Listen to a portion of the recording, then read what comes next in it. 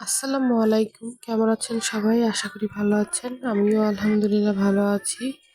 আপনারা দেখছেন গোল্ড মায়ের চুলার ঘর, আর সাথে আছি আমি নুসরাত জাহান।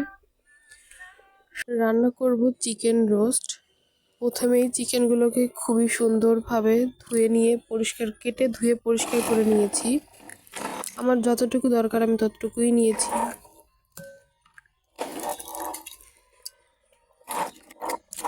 এবার সামান্য পরিমাণ লবণ আর মরিচের গুঁড়া দিয়ে কিছু সময় ম্যারিনেট করে রেখে দিব।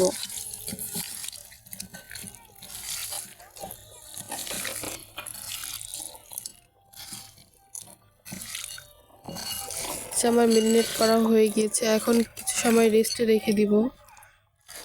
তারপর চলে যাব রান্নায়।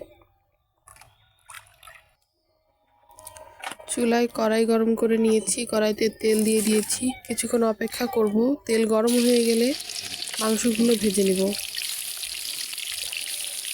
রোস্টের জন্য লবণ আর শুকনো মরিচ দিয়ে মাংস কিছুক্ষণ ম্যারিনেট করে রাখলে আর ওইটা ভাজলে তারপর রোস্টের কালারটা খুবই সুন্দর আসে।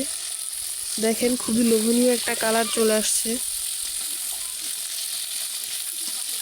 আমার ভাজা হয়ে গেছে, আমি এবার উঠিয়ে ফেলবো সবগুলো। এরপর ওই একই তেলে দিয়ে দেবো পেঁয়াজ আর তেজপাতা।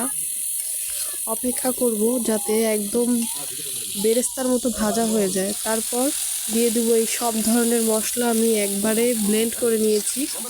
এগুলা দিয়ে কিছুক্ষণ নাড়াচাড়া করব যাতে পুরো মশলাটা একদম সুন্দর করে কষানো হয়ে যায়। মাংসের জন্য হোক বা মাছের জন্য হোক, মাংসের মশলাটা যতক্ষণ বেশি কষাবেন রান্নার টেস্টটা তত বেশি বাড়বে। এ পর্যায়ে আমি ভেজে রাখা মাংসগুলো দিয়ে দিব। কিছুক্ষণ নাড়াচাড়া করার পর এবার দিয়ে দিব টক দই। টক দই দিয়ে নাড়াচাড়া করে কিছুক্ষণ পানি দিয়ে জাল করে নিব।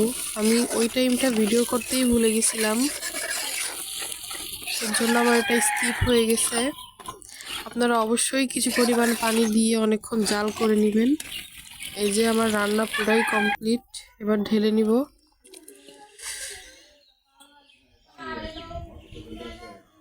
ভালো থাকবেন সবাই, আল্লাহ হাফেজ।